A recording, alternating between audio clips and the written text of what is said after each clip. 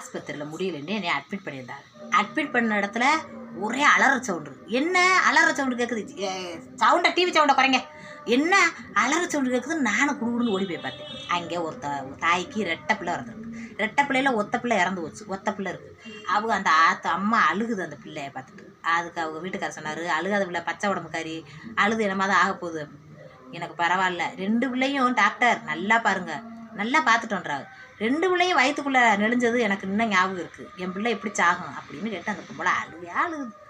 இருந்தாலும் டாக்டர் மனசை ஆறுதல் படுத்திக்க, ஒரு தடவை கொஞ்சிட்டு கொடுப்பா, அவன் கையில் தூக்கிட்டு கொடுப்பா, நாங்கள் போய் மற்ற வேலையில் பார்க்கணும் அப்படின்னு டாக்டர் சொன்னார்.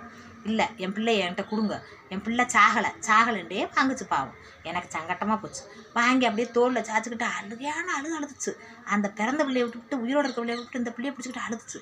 அழுது நிமிஷத்துலேயே அந்த பிள்ளை குவான்னு கத்திருச்சுங்க. ஆமாம், தாய்க்கு அவ்வளோ பெரிய சக்தி இருக்குது. உண்மை என்ன லைக் பண்ணுங்கள். ஆமாம்.